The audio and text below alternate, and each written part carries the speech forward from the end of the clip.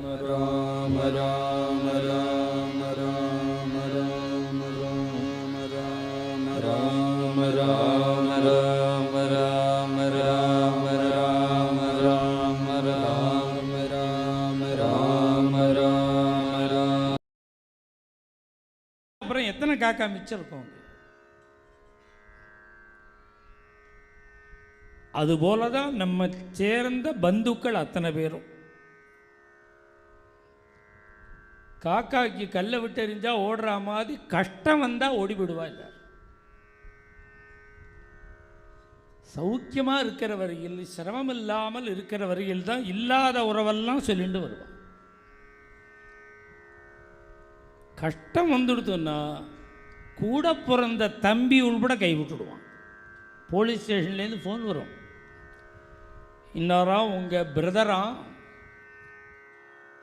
அப்படின்னு ஃபோன் வரும் போலீஸ் ஸ்டேஷன்லேருந்து. பாதி ராத்திரி தூக்க கிளத்தில் எனக்கு பிரதரே கிடையாதுன்னு வச்சுருவோம், ஃபோனை வச்சுருவோம். எத்தனை பேர் அதனால் யார்கிட்டையும் துவேஷத்தை காமிக்கணும்னு அர்த்தம் இல்லை, நம்பக்கூடாதுங்கிறது அர்த்தம். எத்தனை பேர் இருந்து என்ன பிரயோஜனம்? அநாத பந்தோகரே ஸ்ரீநாதா ஜெகதீஷா. சம்சாரம் இருக்கா, குழந்தைகள் இருக்கா, அண்ணா தம்பி இருக்கா, சித்தப்பா பெரியப்பா இருக்கா, அத்தை இருக்கா, அத்தை குழந்தைகள் இருக்கா, சித்தப்பா பெரியப்பா குழந்தைகள்லாம் இருக்கா, மாமாக்கள் இருக்கா, மாமா குழந்தைகள், அத்தை அத்தை குழந்தைகள், அப்புறம் தாத்தா சின்ன தாத்தா குழந்தைகள், சித்தப்பா அத்தை வகைரா. கேட்குறதுக்கு நன்னா இருக்கும், எதுவரையில் சௌக்கியமாக இருக்கிறது. சிரமம் வந்தால் ஒருத்தர் திரும்பி பார்க்க மாட்டோம். நமக்கு கதைகள்லாம் இதை தான் காமிக்கும். கஷ்ட காலத்தில் நம்மளை யார் காப்பாற்றுவா சொல்லுவோம். யாராக இருந்தாலும் ஒரு கால் நல்ல மனசு இருந்தால் கூட அவர்களால் கூட முடியாது. ஒருத்தரை எவ்வளவு தூரம்தான் காப்பாற்றவும் முடியும். அவர்களுடைய கோணத்தில் இருந்து நாம் பார்த்தோம்னா அவர்கள் செய்கிறது சரின்னு தான் நமக்கே தோணும், கொஞ்ச நேரம் ஆச்சுன்னா. இதுலேருந்து தெரிஞ்சுக்க வேண்டியது என்னன்னா, சௌக்கியமாக இருக்கிறவர்கள் தான் பந்துக்கள். கஷ்டகாலம் வந்தால் பகவானை தவிர ஒருத்தர் திரும்பி பார்க்க மாட்டான். அதனால தான் அநாதநாதா தீனபந்தோ ராதே கோவிந்த.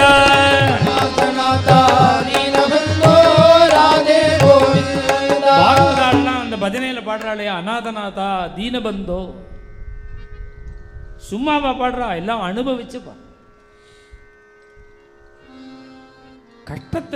கஷ்டத்தை அனுபவிக்காத வரையில் தான் அதை பற்றி அபிப்பிராயம் பேச முடியும். அனுபவிக்க ஆரம்பிச்சுட்டா பேச முடியாது. ஒரு கஷ்டம் முடிஞ்சு அடுத்த கஷ்டம், அடுத்த கஷ்டம் முடிஞ்சு அடுத்த கஷ்டம், இப்படி தொடர்ந்து ஒரு 10-15 கஷ்டம் வந்துடுதுன்னு வச்சுக்கோங்க, பைத்தியம் முடிச்சிடும். அல்லது நாஸ்திகனாக போயிடுவான், இல்லை துணியை கிழிச்சுன்னு வீட்டை விட்டு ஓடி போயிடும். இப்படிலாம் நடக்கும். நடக்குமான்னு கேட்கக்கூடாது, இப்படிலாம் நடக்கிறது.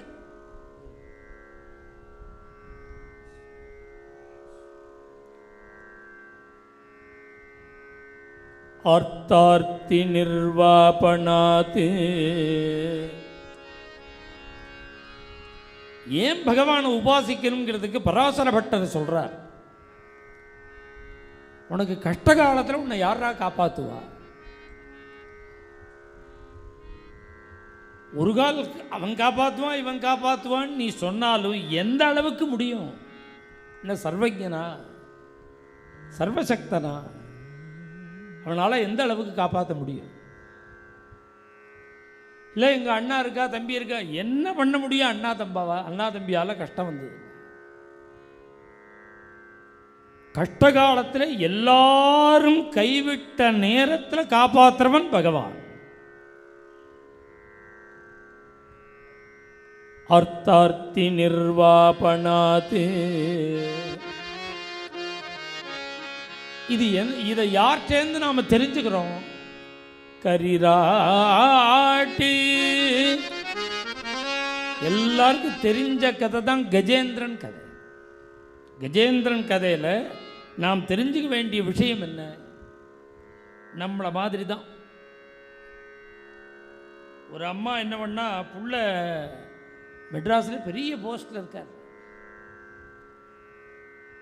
அம்மா என்ன பண்ணா, ஊரை விட்டு வரமாட்டேன்னு விட்டான். தனியாக இருக்கக்கூடாதுன்னு அம்மாட்ட, எனக்கு பந்துக்கள்லாம் இருக்கா, விட்டு வரமாட்டேன். ஆரோக்கியமாக இருக்கிற வேண்டியதான் சௌக்கியமானு கேட்பா. படுத்துண்டா. அப்புறம் ஒவ்வொரு பந்துக்களாக கிளம்பிட்டா ஊரை விட்டு. இந்த பாட்டி மாத்திரம் இருக்கா. நீ பந்துக்களை விட்டுட்டு வரமாட்டேன்னு எல்லா பந்துக்களும் கிளம்பிவிட்டாலே நீ வா மெட்ராஸ் வந்துடும்னா. அந்த பாட்டி சொன்னால், எதிர்த்த தோட்டத்தில் ஒரு எலுமிச்சம்பழம் கன்று வச்சுருக்கேன், அது தினம் 50 பழம் பழுக்கிறது. இப்படி பழுத்து கொற்ற எலுமிச்சம் மரத்தை விட்டுட்டு எப்படி வர முடியும்? புள்ள சொல்லி சொல்லி பார்த்தான், கேட்கல. ஒரு நாளைக்கு ஊருக்கு வந்தான், எலுமிச்சை மரத்தை வெட்டிவிட்டான். இப்போ மெட்ராஸ் கிளம்பு. அவன் நல்ல புள்ள, அதனால் அழிச்சுன்னு போகிற பார்க்குறான்.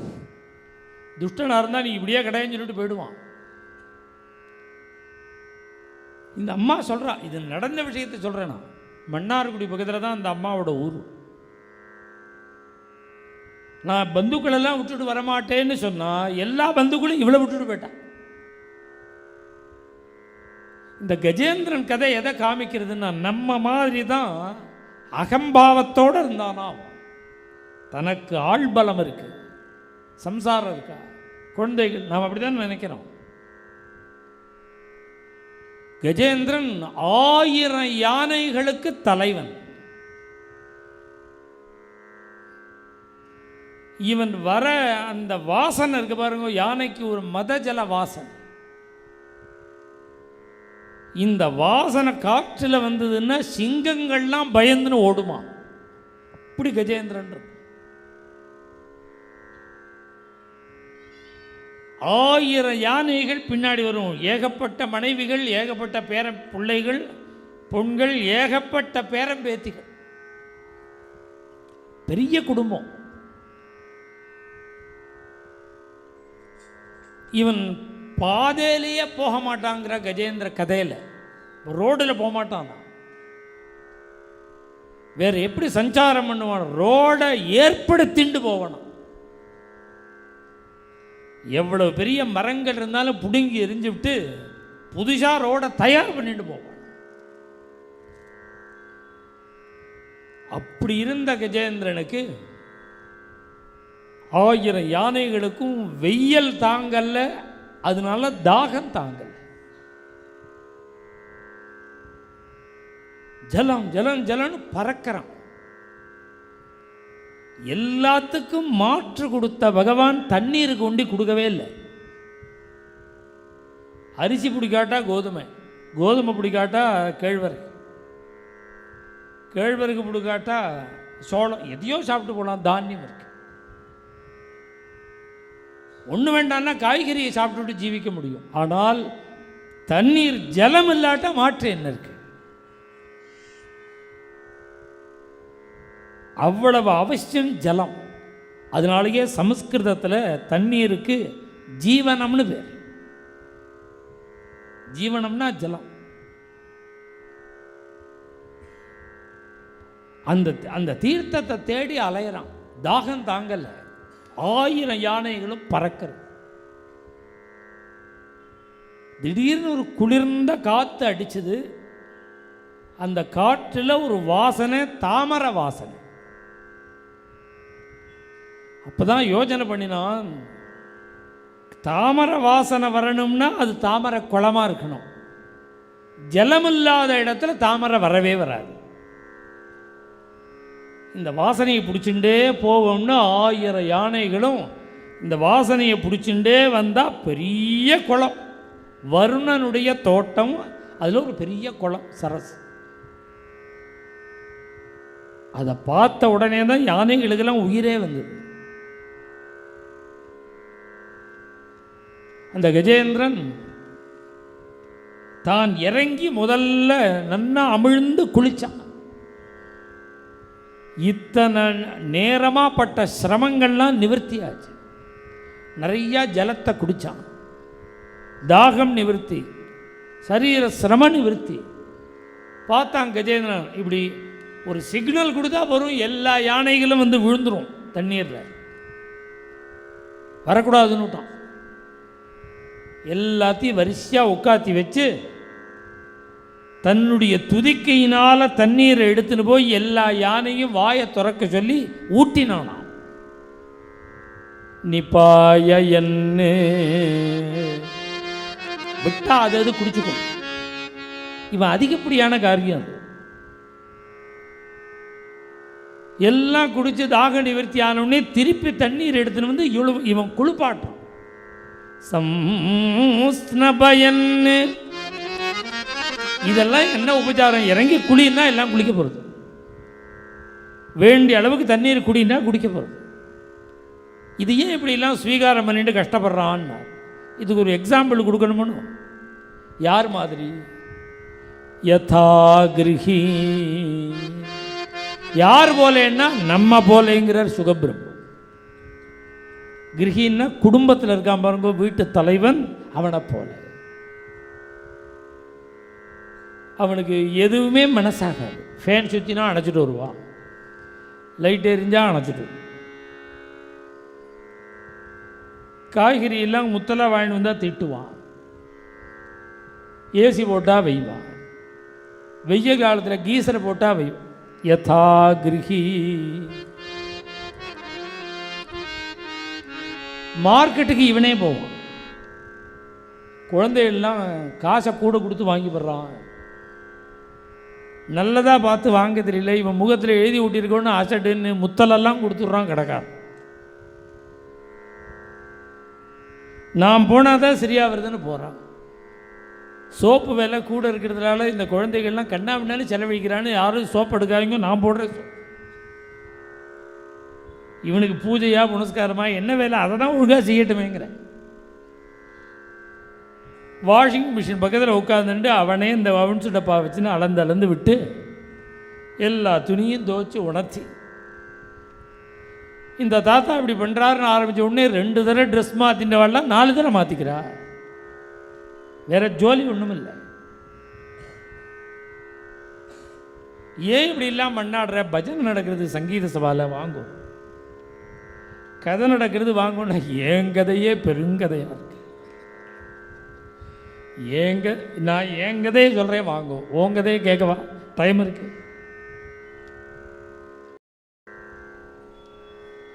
ஏன் இப்படி திண்டாடுறேன்னா சொல்கிறேன். காரணம் என்ன சொல்கிறான் தெரியுமோ? நான் இல்லாட்டா சரியாக வராது, நான் பண்ணாட்டா சரியா. நீ 10 நாள் மெட்ராஸ் போய்டுற, இல்லை பரலோகமே போய்டுற. அப்போ துணி துவைக்காமல் இருக்க போகிறாளா, காய்கறி வாங்காமல் இருக்க போகிறாளா, சமையல் பண்ணாமல் இருக்க போகிறாளா, எலக்ட்ரிசிட்டி ஈபி பில்லு கட்டாமல் இருக்க போகிறாளா? நீ போனதுக்காக ஏதாவது நிற்குமோ? ஆனால் ஒரு அஜ்ஞானம், நாம் பண்ணினாதான்னு நமக்கு ஒரு எண்ணம் இருக்கு பாருங்க. இது மாதிரி தான் இருந்தான் கஜேந்திரன். யதா கிரகி. இந்த கதை முடிகிற வரையில் இந்த எக்ஸாம்பிள் தொடரும். இப்படி குடும்பத்துக்கு ஓவர்லோடாக உழைச்சின்னு இருக்கிறவனுக்கு திடீர்னு ஒரு நாள் கார்த்தால் எழுந்திருக்க முடியாது, காலை பிரட்ட முடியாது.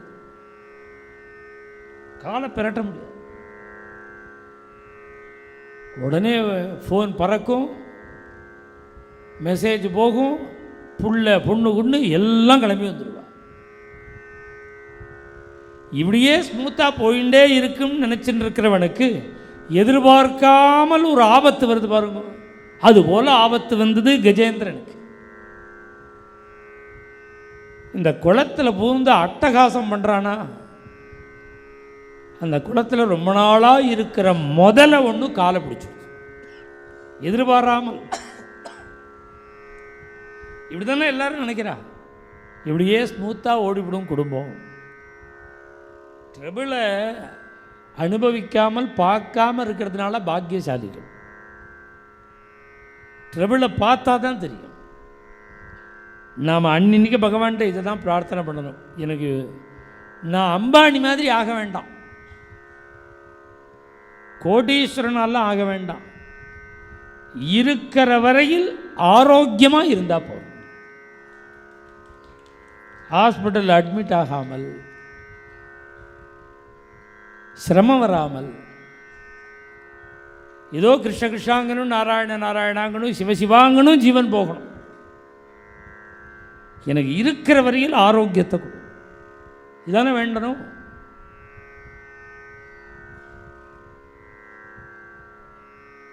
ட்ரபிளை பார்க்காததுனால நாம் இதோ நிம்மதியாக இருக்கும். பகவான்கிட்ட இதுதான் பிரார்த்தனை பண்ணணும், என்னை இப்படியே வச்சுட்டு போகிறோம், என்னை கீழே இறக்கி விடாத, மேலே கூட போக வேண்டாம், என்னை கீழே இறக்காமல் பார்த்துக்கோ. யதா கிருஹி, தன்னுடைய வீட்டில் வந்து இவன் அட்டகாசம் பண்ணுறானேன்னு முதல்ல காலை பிடிச்சிடுச்சு, பிடிச்சி தண்ணீரில் உள்ளே இழுக்கிறது. முதல்ல பிடிச்சிருதுன்னு உடனே கரையில் உள்ள அத்தனை யானைகளும் ஓடி வந்து சங்கிலி மாதிரி ஒன்று பிடிச்சிண்டு இந்த கஜேந்திரனை கரையில் இழுக்கிறது. 10 அடி கரையில் இழுத்ததுன்னா, கரைக்கு இழுத்தா 20 அடி முதல்ல உள்ளே இழுத்துடும். இந்த முதலைக்கும் யானைகளுக்கும் போட்டி. 4 மணி நேரம் இழுத்து பார்த்துட்டு எல்லா யானைகளும் ஓன்னு அழறான். மழை காப்பாற்ற முடியல. நன்னா இருந்த கிழவருக்கு கையை காலை பெரட்ட முடியலன்னு ஃபோன் வந்து, பிள்ளைகளும் பொண்ணு வந்து அந்த வீட்டில் டென்ட் அடித்து வீட்டில் தங்கி ரகலை பண்ணுறா பாருங்க. நான் இல்லாட்டா சரியாக வராது, நான் தான் ஐசியூவில் பக்கத்தில் இருப்பேன், நான் தான் கூட இருப்பேன். எல்லா பிள்ளையும் சொல்லுவான், எல்லா பொண்ணும் சொல்லுவான். அங்கே ஹாஸ்பிட்டலில் யாரும் இருக்கக்கூடாதுன்றுவா. நான் தான் இருப்பேன், நான் தான் இருப்பேன்ப்பா. இது எவ்வளவு நாள் இருப்பா? இந்த தாத்தா 4 நாளில் திரும்பி வரதா இருந்தால் இருப்பா. ஒரு 4 நாள் ஆச்சு, 8 நாள் ஆச்சு, 10 நாள் ஆச்சு, ஒன்றும் சரியான தெளிவாக ஒன்றும் தெரியல. என்ன பண்ணுவான் தெரியுமோ, வந்த லீவு போட்டுட்டு வந்த பிள்ளைகள் முழுக்க டாக்டரை சுற்றின்னு வந்துடுவான். விசிட்டுக்கு வந்த டியூட்டி டாக்டரை சுற்றின்னு. என்ன டாக்டர் சார் வந்துட்டு போகிறேன்னு ஒன்றும் சொல்ல மாட்டேங்கிறீங்களே. சொல்ல மாட்டேங்கிறலாம் என்ன அர்த்தம் தெரியுமோ? எப்போ டிஸ்சார்ஜ் பண்ணுவேன்னு அர்த்தம் இல்லை, எப்போ கிளம்புவார்னு அர்த்தம். ஒன்றும் சொல்ல மாட்டேங்கிற. அவர் என்ன பண்ண முடியும்? வைத்தியம் தான் பண்ண முடியும். அதை அனுப்ப முடியுமோ? அதெல்லாம் அவருக்கு அது ஜோலி. கடைசியில் பார்ப்பான், ஒன்றும் தீர்மானம் தெரியலேன்னு ஒன்று வெளியூர்லேருந்து வந்த குழந்தைகள்லாம் உள்ளூரில் இருக்கான் பாருங்க ஒரு புள்ள, அவனுக்கு பட்டாபிஷேகம் பண்ணிவிடுவோம். நீ தான் பார்த்துக்கணும். அப்புறம் உள்ளூர் புள்ள தான் தலையில் எழுதுன்னு அவன் தான் எல்லாம் பார்த்துக்கணும். கொஞ்ச நாள் ஆகும். அதுவும் என்ன ஆகும் தெரியுமோ? ஒரு கொஞ்ச நாள் ஆனால் அவனுக்கு ஆஃபீஸ் இருக்க, கார்த்தால் ஆஃபீஸுக்கு போகிறதுக்கு முன்னாடி ஒரு தடவை, ஆஃபீஸ்லேருந்து வரும்பொழுது ஒரு தடவை, கொஞ்சம் நேரம் இருந்துட்டு வரும். அது 1 மாதம் ஓடும். அவர் அப்படியே இன்பேஷண்ட்டாக தங்கிட்டாருன்னு வச்சுக்கோங்க. அதுக்கு அடுத்த மாதம் எப்படின்னா ஒரு தடவை, ஒன்று போகும்போது அல்லது வரும்போது.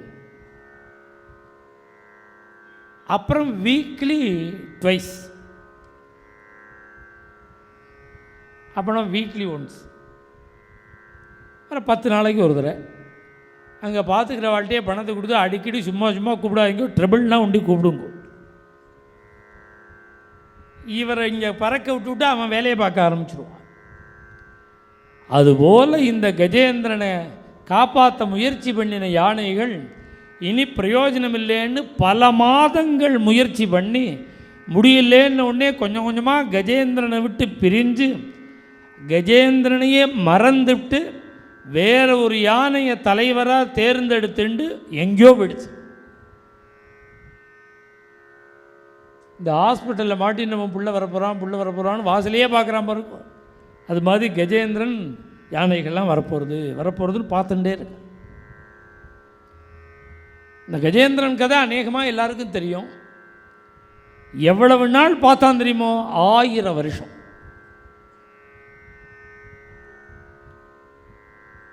சமசஹஸ்ரம், 1000 வருஷம் எதிர்பார்த்து வராத பொழுது அப்பதான் ஒரு திடீர்னு அவனுக்கு ஒரு ஞானோதயம். என்ன ஞானம்னா, இனிமே அந்த யானைகள் தான் வந்து தான் என்ன பண்ண முடியும் நம்மளை. இத்தனை நாள் முயற்சி பண்ணி நம்மளை காப்பாற்ற முடியல, இனிமே வந்து என்ன எப்படி காப்பாற்ற முடியும் நம்மளை. இந்த யானைகளை நம்பி பிரயோஜனம் இல்லைன்னு தன்னை சேர்ந்தவர்களால் தன்னை காப்பாற்ற முடியாதுங்கிறத அவன் உணர்வதற்கு 1000 வருஷம் ஆச்சு. இந்த கதையை கேட்குறது எதுக்குன்னா, அது மாதிரி 1000 வருஷத்தை வேஸ்ட் பண்ணிடக்கூடாது. இந்த கதையை கேட்டு ஒரு நாள்லேயே புரிஞ்சுக்கணும்னு அர்த்தம்.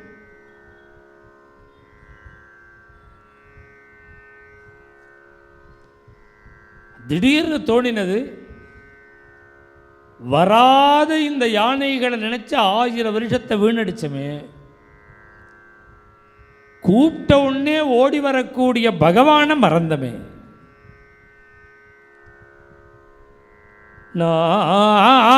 நாராயணாகில குரோ நாராயணா அகில குரோ பகவன் நமஸ்தே. ஏ நாராயணா அப்படின்னு கத்துறான் கஜேந்திரன். 1000 வருஷம் ஆகாரம் இல்லை, கண்ணு அப்படியே வெள்ளை பூத்து பஞ்சடைஞ்சிடுத்து. கண்ணு உடம்பு ஜலத்தில் நிற்க முடியாமல் இப்படி சாய ஆரம்பிச்சிடுது. தண்ணீரில் நிற்க முடியல, உடம்பு விழ போகிறது. இப்போ இப்படி சாயும் பொழுது இந்த மேல் கண் இருக்கு பாருங்க, மேல் பக்கம் இருக்கிற கண்ணு பார்த்துதான். எதை பார்த்ததுன்னா, கருத்மதி ஹரிம் கவுபாத்த சக்கரம். கீழே விழுற நேரத்தில் கஜேந்திரன் பார்க்குறான், கருடன் மேலே ஏறிண்டு பெருமாள் வராறான். இவன் நாராயணான்னு கூப்பிட்டது.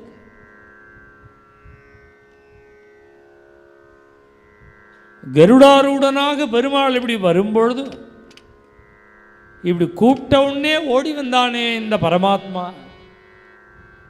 அவனுக்கு ஒரு பூவெடுத்து அவன் திருவடியில் போட வேண்டாமான்னு தாமரை குளத்தில் தான் இருக்கான். தன் துதிக்கையினால் ஒரு தாமரையை தண்டோட பிடுங்கி அதை தூக்கி எறிஞ்சானாம் பகவான் மேலே. என்ன சொல்லி எறிஞ்சான்னா, அகில குரு பகவன் நமஸ்தே. ஏ பிரபோ நாராயணா, இத்தனை நாளாக நான் என்ன நினச்சிட்டு இருந்தேன், நீ வேதம் தெரிஞ்சவனுக்கு தான் சொந்தம், சாஸ்திரங்கள் தெரிஞ்சவனுக்கு தான் சொந்தம், தபஸ் பண்ணுறவர்களுக்கு தான் சொந்தம், தர்ம காரியங்கள் பண்ணுறவாளுகள் தான் சொந்தம், படித்தவர்களுக்கு தான் சொந்தம், ஆச்சார அனுஷ்டானத்தோடு இருக்கிறவர்களுக்கு தான் சொந்தம்னு இவ்வளவு நாளாக நான் நினச்சிட்டு இருந்தேனே. இப்போ தான் தெரியறது, என்ன மாதிரி யானைக்கு கூட நீ சொந்தம். அகில குரு, ஏ அகில குரு தூக்கி போட்டான். பொதுவாகவே சுவாமிக்கு நாம் அர்ச்சனை பண்ணும் பொழுது காம்பை நீக்கிவிட்டு தான் பண்ணணும், காம்போடு பண்ணவே கூடாது. இது மாத்திரம் தாமரையை அவனுக்கு காம்போடையே போட்டான்.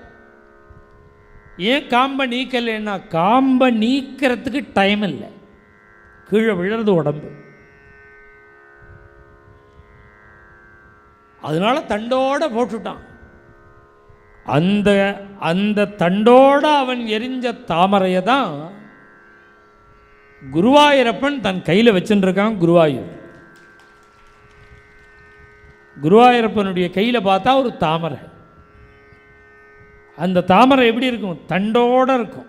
கையில் இருக்கிற தாமரையில் தண்டு, அது திருவடி வரையில் நீண்டிருக்கும். படம் பார்த்துருப்பீங்களே எல்லாரும். ஏன்னா யாருமே தண்டோட அர்ச்சனை பண்ண மாட்டா. தண்டோட அர்ச்சனை பண்ணின ஒரே ஆசாமி கஜேந்திரன். அதையே குருவாயூரப்பன் வச்சுருக்கான்னா, அந்த யானை ஒரு தாமரையை தூக்கி போட்டதுக்கே நான் வந்துட்டேனே, இதை தெரிஞ்சுன்னு நீங்கள்லாம் எங்கிட்ட வரமாட்டேங்கிறேன்னு காமிக்கிறதுக்காக வச்சுருக்கானா தாமரை. அகில குரோ பகவன் நமஸ்தே. கருடனுடைய ஸ்பீடு போரலையா இருக்கு. இன்னும் வேகமாக போ, ஏன் உடம்பு சாயறது, இன்னும் வேகமாக போ. கஜேந்திராழ்வார அந்த கருடாழ்வாரால் இனி வேகமாக போக முடியாதுங்கும் பொழுது கருடன் மேலேருந்து குதிச்சுட்டாராம் பெருமாள். கருடன்லேருந்து குதிச்சு வந்து அந்த முதலையினுடைய வாயை அறுத்து கஜேந்திரனை விடுவிச்சு முதலைக்கு சாப விமோச்சனம் கொடுத்து கஜேந்திரனுக்கும் கிருப பண்ணினாம் பகவான். இந்த கதையை பராசரப்பட்டர் சொல்கிறார். அர்த்தார்த்தி நிர்வாபணாத்து. நமக்கு அன்னின்னைக்கு வரக்கூடிய கஷ்டங்கள்லாம் நம்மளை பாதிக்காமல் இருக்கணும். கஷ்டமே வரக்கூடாது. வந்தாலும் வந்த சுவடே தெரியக்கூடாது. ஒரு கால கஷ்டம்னு தெரிஞ்சாலும் கூப்பிட்டா ஓடி வந்து காப்பாற்றணும். இது மாதிரி ஒருத்தர் வேணுமான்னு நமக்கு. இது மாதிரி யார் வருவா? பராசரப்பட்டர் சொல்கிறார், பகவான் தான் வரும். இதுக்கு சாட்சி யாருன்னா கரிராட்டு கஜேந்திரன் சாட்சி. அடுத்த ஒரு குணம் இருக்கு, ஔதாரியாத்து. நம்ம கிட்டேருந்து கொஞ்சம் வாங்கிக்கணும், நிறைய திருப்பி கொடுக்கணும். இப்படி ஒருத்தர் வேணும். இது மாதிரி யாருமே பண்ண மாட்டான். நிறையா வாங்கிட்டு வேண்டாம், கொஞ்சம் கொடுப்பான். பகவானை வர்ணிக்கும் பொழுதெல்லாம் புராணங்கள்லாம் உதார குணம்னு சொல்லும். உதார குணம்னா என்ன? ஔதாரியம்னு பேர் அந்த குணத்துக்கு. அந்த ஔதாரியம்னா என்னன்னா, கொஞ்சம் வாங்கிக்கணும், நிறையா கொடுக்கணும். வாங்கின்றதுக்கும் கொடுக்கறதுக்கும் சம்மந்தமே இருக்காது. இது மாதிரி யார் பண்ணுவா சொல்லுங்க? அப்பா பிள்ளையே பண்ண மாட்டேன். அப்பாவாக இருந்தாலுமே கணக்கு எழுதுவான், பிள்ளையாக இருந்தாலும் கணக்கு எழுதுவான். யார் பண்ணுவா? அது மாதிரி யார் பண்ணுவான்னார் பராசரப்பட்டார். பகவான் தான் பண்ணுவார். யாருக்கு பண்ணியிருக்காருன்னார்? பாஞ்சாலி திரௌபதி. தர்மபுத்திரத்தை வனவாச காலத்தில் ஒரு பாத்திரம் இருக்கு. அந்த பாத்திரத்துக்கு அக்ஷய பாத்திரம்னு பேர். அக்ஷய பாத்திரம்னு பேர். அந்த பாத்திரத்தோட தன்மை என்னன்னா, எத்தனை பேருக்கு வேணாலும் சாப்பாடு வந்துட்டே இருக்கும். அதை அலம்பி கவுத்துட்டா அப்புறம் அடுத்த நாள் தான் வரும். அதை அலம்பி வச்சுட்டா அப்புறம் வராது. இது மாதிரி அக்ஷய பாத்திரம். இந்த அக்ஷய பாத்திரம் என்னைக்கோ திரௌபதிகிட்ட இருந்ததுன்னு சொல்லக்கூடாது.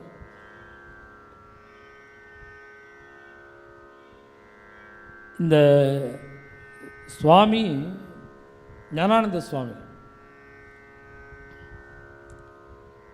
சித்தலிங்க மடம்னு ஒரு இடம், அந்த ஊரில் தான் பல வருஷங்கள் இருந்தார். ஒரு நாளைக்கு கார்த்தால தள்ளிகை பண்ணுறார் பாருங்க, சமையல் பண்ணுறாரு. அவரை கூப்பிட்டு, ஜீவரத்னம் எவ்வளவு இருக்குது?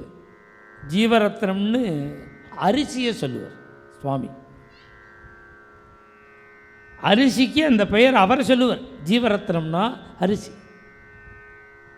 ஜீவரத்னம் எவ்வளோ இருக்குன்னார்? அரைப்படி இருக்கு, 1/2 கிலோ. வேறு என்ன இருக்குது? 2 முருங்கைக்காய் இருக்குது. வேறு என்ன இருக்குன்னார். கொஞ்சம் புளி பருப்பெல்லாம் கொஞ்சம் இருக்குது. இன்றைக்கி இருக்கிற ஜீவரத்தின அரைப்படியை வச்சுடும், சாதம் பண்ணிவிட்டு முருங்கைக்காயை சாம்பார் பண்ணிவிடும். 2 முருங்கைக்காய். இது ஒரு 3 பேருக்கு போகும், அட்ஜஸ்ட் பண்ணிட்டு சாப்பிட்டுடலாம். சாப்பிட்ற நேரத்தில் ஒரு கார் வந்தது வாசலில். அந்த கார்லேருந்து ஒரு 5-6 பேர் இறங்கினா இங்கேயே சாப்பிடலான்னார் சுவாமி. சமையல் ஆகிருக்கு, அரை கிலோ அரிசி, 2 முருங்கைக்காய், இங்கேயே சாப்பிட்லான்னார். அங்கே இருக்கிற சுவாமி பிட்சா ஆச்சு, சிஷ்யால் 2 பேர் சாப்பிட்டா, வந்து 6 பேர் சாப்பிட்டா. ஒரு வேன் ஒன்று வந்தது, கல்யாணம் ஆகி தம்பதிகள் அழிச்சுன்னு வந்தார். 15 பேர் இங்கேயே சாப்பிடலான்னார் சுவாமி. 15 பேர் சாப்பிட்டா. ஒரு மணி நேரம் கழித்து பார்த்தா ஒரு டூரிஸ்ட் பஸ் ஒன்று, 60 பேர் சுவாமியை சேவிச்சா. இங்கேயே சாப்பிடலாம். 60 பேர் சாப்பிட்டா மிச்சம் வேற 2 கரண்டி சாதம் இருக்குது. கார்த்தால சமையல் பண்ணும்பொழுது அரை கிலோ அரிசி. அட்சய பாத்திரங்கிறது என்னைக்கோ திரௌபதிகிட்ட இருந்ததுன்னு அர்த்தம் இல்லை, இன்றைக்கும் மகான்கள்கிட்ட இருக்கு. இந்த கதையை நான் புஸ்தகத்தில் படிச்சிருக்கேன். சுவாமியை பற்றி பழைய புஸ்தகத்தில் இதை நான் படிச்சிருக்கேன். ஒரு 15 வருஷம் முன்னாடி திருச்சியில் ஒரு கல்யாணம். அந்த கல்யாணத்துக்கு நான் போன பொழுது ஒரு 85 வயசு ஒரு வயசானவர் வந்து, நான் ஞானானந்த சுவாமிகளுக்கு சேவை பண்ணியிருக்கேன், கைங்கரியம் பண்ணியிருக்கேன்னார். ரொம்ப சந்தோஷம், உங்களை பார்த்ததே பெரிய பாக்கியம்னு அவர்கிட்ட சொன்னேன். அவர் என்ன பண்ணினேன்னு என்ன சேவை பண்ணேன்னா, தளிகை பண்ணேன்னு, சமையல் பண்ணேன். உடனே இந்த படித்தது ஞாபகம் வந்தது எனக்கு. இத்தனை பேருக்கு சாப்பாடு போட்டார், அதை பற்றி கேட்போம்னு நான் நினச்சேன். அவர் சொல்கிறார், சுவாமிக்கு கைங்கரியம் பண்ணும்போது எத்தனை லீலைகளை பார்த்தேன். இப்போ நான் சொன்ன கதையை முழுக்க படித்ததை நான் சொன்னேன். இதை எல்லாத்தையும் அவர் எங்கிட்ட சொல்லி, நான் தான் அன்றைக்கி சமையல் பண்ணேன்னார். நான் தான் அன்றைக்கி சமையல் பண்ணினேன், அரை கிலோ அரிசியில் பண்ணினேன். என்னைக்கு தர்மபுத்திரர்கிட்ட ஒரு அட்சய பாத்திரம் இருந்தது, திரௌபதிகிட்ட இருந்ததுன்னு இல்லை, மகான்கள் எங்கே இருக்காளோ அங்கே அட்சய பாத்திரம்.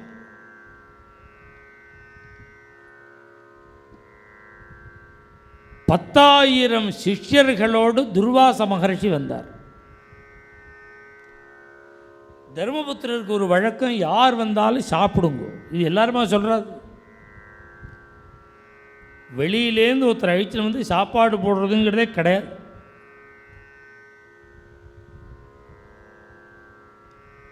தப்பி தவறி வருஷத்தில் அப்பா அம்மா 2 பேரும் இல்லாட்டா 4 பேர் வந்து சாப்பிட்றா. யாராவது ஒருத்தர் இருந்தால் 2 பேர் வரா. இன்னும் மோசமாக போனால் அரிசி வாழைக்காய் கொடுத்து அனுப்பிச்சிட்றோம். திவசத்துக்கு கூட யாரும் வந்து சாப்பிட்றதில்ல.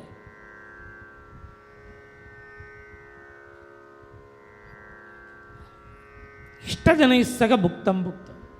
தனியாக கதவை சாத்திண்டு குடும்பத்தில் இருக்கிறவர்கள் மாத்திரம் சமையல் பண்ணி சாப்பிட்டா அடுத்த ஜென்மா இவன் தான் எலி பெருச்சாளியாக பிறக்கிறானாம். நான் இவளை சிரிப்புக்கு சொல்லலை. தன் குடும்பத்துக்கு ஒண்டி சமையல் பண்ணி சாப்பிட்டுட்டே இருக்கிறவன் தான் அடுத்த ஜென்மாவில் எலி பெருச்சாளி. அது ஒண்டி தானே சாப்பாடை பொந்தில் கொண்டு வச்சுட்டு ஒழிச்சு வச்சுன்னு அது ஒண்டி சாப்பிட்றது. 2 பேர் ஒவ்வை சொல்லலையா, எல்லாருக்கும் கொடுத்துட்டு சாப்பிடுன்னாலும் ஒவ்வையார். ஆனால் சாப்பாடு போடணும். சாப்பாடு போடுறத விட பெரிய புண்ணியம் உண்டு. அகம் வைஸ்வானரோ பூத்வா, பகவத்கீதையில் பகவான் சொல்கிறான், யார் யானும் உட்காத்தி வச்சு சாப்பாடு போட்டேன்னா அவனுக்கு போடலடா, அவன் உள்ளே இருந்து நான் சாப்பிட்றேங்கிறார். நான் தான் உள்ளே இருக்கேன். நீ யாருக்கு சாப்பாடு போடுற? பகவானுக்கு சாப்பாடு போடுற. அகம் வைஸ்வானரோ பூத்வா.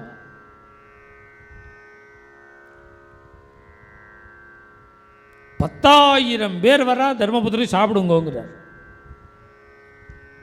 நான் யமுனையில் போய் ஸ்நானம் பண்ணிட்டு வரேன்னு 10,000 பேரையும் அழிச்சுன்னு கிளம்பிவிட்டார். திரௌபதியை கூப்பிட்டு சாப்பாடை தயார் பண்ணுன்னா அவள் கையை பிசைறான், அழுக வந்துடுத்து. அன்றைக்கி அந்த பாத்திரத்தை அலம்பி கவுத்துட்டான். மணி 2 ஆச்சு. இனிமேல் நாளைக்கு தான் வரும். இவர் வேற உள்ளே இருக்கிற நிலைமை தெரியாமல் 10,000 பேரை சாப்பிட சொல்கிறாரு. பாத்திரத்தையோ அலம்பி கவுத்துட்டுமே, இப்போ நான் என்ன பண்ண போகிறேன் கிருஷ்ணாங்கிறான். கட்ட கட்ட கட்ட கட்ட கட்டன்னு சத்தம். அப்படி ஜன்னலால் எட்டி பார்க்குறா, வாசலில் தேர் வந்து நிற்கிறது. கிருஷ்ணன் இறங்கி வர்றார். இப்போ தான் கிருஷ்ணான்னோ அதுக்குள்ளே கிருஷ்ணனே வந்துட்டானே. கிருஷ்ணா பெரிய ஆபத்தில் மாட்டின்றேன்னு ஆரம்பித்தா. அது அப்புறம் சொல்லு, எனக்கு ரொம்ப பசிக்கிறது, இலைய போ. நீ வேற இந்த நேரத்தில் என்னை பரீட்சை பண்ணுறியே கிருஷ்ணா, எனக்கு போடுறதுக்கு ஒன்றுமே இல்லை. பாத்திரத்தை அலம்பி கவுத்துட்டேன். 10,000 பேர் சாப்பிட வந்திருக்கானா, என்ன பண்ணுறதுன்னு புரியாமல் கிருஷ்ணான்னு நான் உன்னை கூப்பிடுறேன். நீ பரீட்சை பண்ணுற மாதிரி சாப்பாடை போடு, இலையை போடு, சாப்பாடு போடு, பசிக்கிறதுங்கிறிய.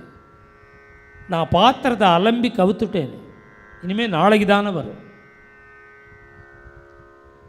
உடனே சுவாமி அந்த 10,000 பேர் கவலை அப்புறம் படு, முதல்ல என் கவலை, எனக்கு பசிக்கிறது சாப்பாடு. பாத்திரத்தை அலம்பி கவுத்தாச்சு கிருஷ்ணா, நீ எனக்கு கொடுக்காம உன்னால் அலம்பி கவுக்க முடியாது. நீ எனக்கு ஏதாவது வச்சிருப்ப. இல்லை கிருஷ்ணா, பாத்திரத்தை அலம்பிட்டேன். அந்த பாலையை அந்த பாத்திரத்தை கொண்டா. பாத்திரத்தை கொண்டு வந்தா. அப்படி பார்க்குறார், அலம்பிட்டா. சரியா அலம்பலை. அதில் ஒரு கீரை பீஸ் ஒன்று ஒட்டின்னு இருக்கு. சரியா அலம்பாமல் ஒரு கீரை ஒட்டின்னு இருக்கு. அந்த கீரையை எடுத்து வாயில் போட்டுக்கும் பொழுது 3 லோகத்திலையும் வயர் நிரம்பட்டம் எல்லாருக்கும். 3 லோகமும் வயர் நிரம்பட்டம்னு வாயில் போட்டுக்கிறார். பசியோடு இருந்தவன், சாப்பிட்டவன், தூங்கின்னு இருந்தவனுக்கு கூட வயர் ரொம்பிடுச்சு. 3 லோகத்துக்கு சொல்கிறார். பார்த்தார் பகவான். பீமசேனனை கூப்பிட்டு, போய் துர்வாசரை கூப்பிடு, 10,000 பேரை சாப்பிட அழிச்சுன்னு வா. திரௌபதி சொன்னா, சமையலே பண்ணலையே, அது எனக்கு தெரியாதா, போய் கூப்பிடு. இப்படி ஸ்நானம் பண்ணிகிட்டே இருக்கா, குளிச்சுட்டே இருக்கா துர்வாசர். 10,000 சிஷ்யர்கள். திடீர்னு வயர் முன்னாடி தள்ளி மூக்கால மூச்சு விட முடியாமல் வாயால் விடுறா. Wire full. இந்த குஞ்சாலாடெல்லாம் அப்படியே வெளியில் வர ஆரம்பிச்சுடுது. வடை குஞ்சாலாடெல்லாம் வெளியில் வருது, லாடெல்லாம் வெளியில் வருது. பார்த்தார் துர்வாசர். வந்துட்டான் பீமன், சமையல் பண்ணி வச்சிருக்கா. எனக்கு வயர் சரியில்லை, எனக்கு பதிலாக நீங்கள்லாம் போய் சாப்பிடுங்கன்னு சிஷ்யாவை பார்த்து சொன்ன. சிஷ்யாலாம் சொல்ல, அவ்விடத்தை விட இங்கே மோசமாக இருக்குது இப்போ நிலைமை. மூச்சே விட முடியல, வயர் ஃபுல். பீமன் மேவேஷ்டி ஆட்டி கூப்பிடுறான். இப்போ போனால் பீமன் பிண்டம் முடிச்சிருவான் சாப்பிடாமல் இருந்தா. இந்த கரையாக போகாமல் எதிர்கரையாக தப்பி ஓடி போனாலாம் எல்லாரும். பீமனுக்கு பயந்துண்டு சாப்பாடு போட்டது 10,000 பேருக்கு, எடுத்துண்டது ஒரு பீஸ் கீரை. இதுக்கு தான் உதார குணம்னு பேர். துளி வாங்கிக்கணும், நிறையா கொடு. யார் கொடுப்பா சொல்லுங்க? பகவான் தவிர யார் கொடுப்பா? தததோ மே மாக்ஷா ஈத்யா. தர்மம் பண்ணினாதான் வரும். 1க்கு 100 பலன். பகவானுடைய கருணை இருந்தால் தான் 1க்கு 100. இது யார் சாட்சின்னா திரௌபதி சாட்சி. எல்லாம் புண்ணியம் வேணும், பாக்கியம் வேணும். யார்கிட்ட வசதி இல்லை, யார்கிட்ட சௌக்கியம் இல்லை, எல்லாத்தையும் தான் இருக்கு. எத்தனை பேருக்கு மனசு இருக்கு? இப்போ இந்த 5 நாள் ஒரு சத்சங்கம் இந்த ஊரில் திருநெல்வேலி. பொதுவாகவே நாம் வெளியில் சத்சங்கத்துக்கு வரதே அங்கே பாண்டுரங்கன் சேவைக்காதான். இந்த 2-4 டிக்கெட் இருக்கிற குடும்பத்தை ரட்சிக்கிறதே ஒவ்வொருத்தருக்கும் தெரியும் எவ்வளவு சிரமம்னு. 4 பேர் தான் இருக்கா. இதை ரட்சிக்கிறது எவ்வளவு சிரமம்னு தெரியும். அங்கே 200 பேருக்கு தினப்படி சாப்பாடு போடணும். 1200 பசுக்களுக்கு சாப்பாடு போடணும். பாண்டுரங்கனுக்கு ஆராதனை பண்ணணும். இப்போ புதுசாக 80 குழந்தைகள் வேதம் படிக்கிறார் அந்த பாடசாலை. இவ்வளவு தர்மங்கள் அங்கே நடந்துட்டுருக்கு கோவிந்தபுரத்தில். நாம் வெளியூர் வரும்பொழுது ஒவ்வொரு பக்தாள்கிட்டையும் தெரிவித்து அந்தந்த பக்தர்கள் பண்ணுற தர்மத்தினால அங்கே கைங்கரியம் நடந்துட்டுருக்கு. இவர்கள் பண்ணுற சேவையினால் நடக்க. அதனால் இங்கே வேற பப்ளிசிட்டி பண்ணி பக்தாளை இங்கே வர வச்சிருவார். வர இடத்துல நாம் தர்மம் சொல்லுவோம். சொல்கிற தர்மத்தில் மனசு வரணும். கொடுக்குற எண்ணத்தை பகவான் கொடுக்கணும். கொடுக்கணுங்கிற எண்ணத்தை பகவான் கொடுக்கணும். நம்ம ஆசிரமத்தில் 3 விதமான தர்மந்தான். ஒன்று பாண்டுரங்கனுடைய சேவை. கார்த்தால 7 மணி ஆரம்பித்து ராத்திரி 10 மணி வரையில் பாண்டுரங்கனுக்கு நித்திய சேவை. பாக்கியசாலிகளுக்கு அந்த கைங்கரியம் கிடைக்கும். சுவாமி நிவேதனத்திலேருந்து எல்லாம் அந்த பக்தாளுடைய கைங்கரியம். பாண்டுரங்கனுக்கு ஒரு நாளைக்கு முழுக்க உள்ள சேவை நாம் பண்ணுறதா இருந்தால் 16,000 ரூபாய். இது நான் குறைச்சலாக வச்சுருக்கேன். பண்டரிபுரம் போனோம்னா மத்தியான நிவேதனத்துக்கு மாத்திரமே 25,000 ரூபா கட்டணும். ஒருவேளை நைவேத்தியத்துக்கு மாத்திரம். நாம் ஒரு நாள் சேவைக்கு முழுக்க வச்சுருக்கோம். 3 தர்மம் இங்கே. ஒன்று சுவாமிக்கு 1200 பசுக்கள் இருக்கு. யாவர்க்குமாம் ஆவிற்கொரு கையுறை திருமூலர் சொல்.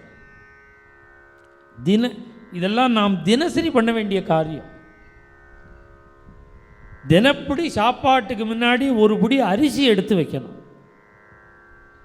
ஒரு டப்பாவில் போட்டு வச்சுக்கணும். உண்ணும் போது கைப்பிடி. தினசரி சாப்பாட்டுக்கு முன்னாடி 2 துளசி பில்வத்தையாவது எடுத்து சுவாமிக்கு அர்ச்சனை பண்ணணும்.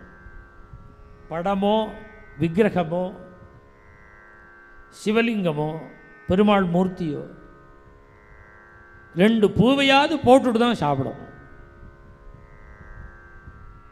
தினசரி ஒரு பிடியாவது புல் பறித்து பசுமாட்டுக்கு கொடுக்கணும்.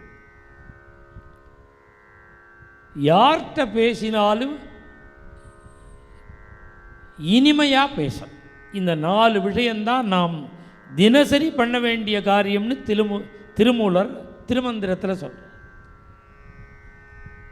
இந்த 1200 பசுக்களுக்கும் 2 வேளைக்கும் வெக்கல் புல் இது போடுறதுக்கு 10,000 ரூபாய் ஒரு நாளைக்கு. யாருக்காவது இப்படி கோசேவை பண்ணணுங்கிற நிறையா சகல தோஷங்களும் நிவர்த்தியாகும். பிதிருசாபம், இந்த சரியாக கர்மா பண்ணாமல் பிதர்கர்மா ஒழுங்காக பண்ணாமல் ஏற்படுற பாதிப்புகள் எல்லாம் நீங்கிவிடும். மூணாவது 80 குழந்தைகள் வேதம் அத்தியனம் பண்ணுறாங்க. 4 வேதமும். நம்ம பாரத தேசத்திலேயே நம்முடைய பாடசாலை வந்து ஒரு தனியான பாடசாலை. இதனுடைய கான்செப்டே வேற. அப்படி ஒரு பாடசாலை நடக்கிறது. அத்தனை குழந்தைகளுக்கும் ஒரு நாள் ஆகாரம் போடுறதுக்கு 25,000 ரூபாய். இது யாருக்கு? இது மூணையும் சேர்த்தேன்னா 51,000 ரூபா. 25,000 ரூபா அன்னதானத்துக்கு, 16,000 ரூபா பாண்டுரங்கனுக்கு, 10,000 ரூபா கோசாலைக்கு. சக்தி இருந்தால் இந்த மூணுமே ஒரு நாளைக்கு பண்ணலாம். இல்லை அவரவர்கள் பாண்டுரங்கனுக்கு கொடுக்கணும்னா பாண்டுரங்கனுக்கு, கோமாதாக்கு கொடுக்கணும்னா கோமாதா, இல்லை வேத பாடசாலையில் படிக்கிற குழந்தைகளுக்கு கொடுக்கணும்னா, வேதம்ங்கிறது சாட்சாத் பகவானுடைய மூச்சுக்காத்து. பகவானுடைய மூச்சுக்காத்தாகிற வேதத்தை தரிக்கிறவர். தினசரி 8-9 மணி நேரம் வேதம் சொல்லணும். இது மாதிரி 10 வருடம் சொல்லணும். அப்படி சொன்னால் தான் வேதம் முடியும். அப்படி கிட்டத்தட்ட ஒரு 7-8 ஸ்டேட்லேருந்து குழந்தைகள் வந்து படிக்கிறார். பலவிதமான உட்பிரிவுகள் இருக்குது வேதத்தில். 12 பிரிவுகள் இப்போ இருக்குது. அந்த 12ல் 6 பிரிவுகளுக்கு பாடசாலை வச்சுருக்கோம். இன்னொரு 6 பிரிவு ரெடி ஆகிட்டுருக்கு. இப்படி ஒரு வேத பாடசாலை, கோசாலை, பாண்டுரங்கனுடைய நித்திய கைங்கரியம், இந்த மூணும் நான் சொல்கிறேனே தவிர பகவான் மனசில் தோணப்படணும். நமக்கு புண்ணியம் இருக்கு. புண்ணியம் இருந்தால் தான் இப்படி பண்ணணுங்கிற எண்ணமே வரும். அதனால் இப்படி ஒரு புத்தியை பகவான் கொடுக்கணும், புண்ணியத்தை கொடுக்கணும். இப்படி ஒரு தர்மம் தேடினாலும் கிடைக்காத ஒரு தர்மம். இப்போதானே நான் சொன்னேன், உதார குணத்துக்கு சொல்லும்பொழுது எம்டியாக இருந்தால் பகவான்னாலையும் ஒன்றும் பண்ண முடியாது. கொஞ்சம் கொடுத்தா தான் அவர் நிறையா கொடுப்பார். நிறையா வேணுங்கிற ஆசை தானே எல்லாருக்கும் இருக்குது. இது மாதிரி தர்மத்துக்கு நாம் கொடுத்தோம்னா பின்னாடி 4-5 சைஃபரை போட்டு வருவார். நீ எவ்வளோ ரூபா கொடுக்குறியோ அதுக்கு தாண்டி 4-5 சைஃபர் போட்டு திருப்பி கொடுப்பார். ஔதாரியாத்து. இதுபோல் 6 குணங்களை சொல்கிறார் இந்த வருஷம் சத்சங்கத்தில். இப்படி நமக்கு உபயோகமாக இருக்கக்கூடிய பகவத் விஷயமாக பேசணும்னு இப்படி பேசின்னு இருக்கேன். இன்றைய தினம் ஒரு தினப்படியே 7:45 நிறுத்திடுவேன். 8:45. இன்றைய தினம் ஒரு 10 நிமிஷம் முன்னாடியே நிறுத்துகிறேன். நான் இங்கே கோவிந்தபுரம் கிளம்பின்னு இருக்கேன். கோவிந்தபுரம் போயிட்டு நாளைக்கு வந்துடுவேன். திருப்பி நாளைக்கு சாயங்காலத்துக்குள்ளே வந்துடுவேன். அதனால் இன்றைக்கி ஒரு நாள் தான். நாளைக்கு சனிக்கிழமை, நாளன்னைக்கு ஞாயிற்றுக்கிழமை எல்லாம் பூர்ணமாக பிரவச்சனம் இருக்கும். பக்தாவெல்லாம் அவசியம் கலந்துக்கணும். இந்த தர்ம விஷயத்தை மனசில் வச்சுக்கணும். பின்னாடியே ஒரு ஃபோன் நம்பர் இருக்குது பாருங்க. ஸ்டேஜ்லேயே ஃபோன் நம்பர் இருக்குது, பேக்ராப்பில் இருக்குது. நீங்கள் இப்போ உடனே போய் எங்கள் ஆஃபீஸில் கேட்கணுங்கிற அவசியம் இல்லை. இது அப்படியே இந்த ஃபோன் நம்பரை நோட் பண்ணிக்கோங்க. ஃபோன் பண்ணி டீட்டெயில் கேட்டுட்டு என்ன வேணுமோ பண்ணிக்கலாம்.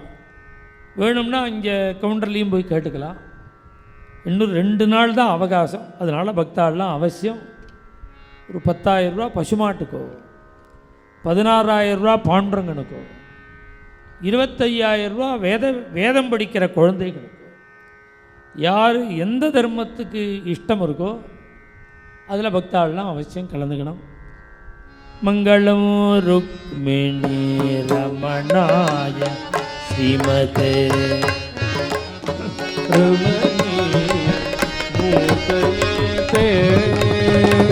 மங்களம் ஸ்ரீவத்ஸ பூஷாய ஷாயினி மங்களம் நந்த கோபாத்மஜாய ஜய மங்களம் நித்ய சுபமங்களம். बोला पुंडली गवरद हरि विठ्ठले जय सद्गुरुमूर्ति की जय. समस्त संत मंडळी जय आंजनेयमूर्ति की जय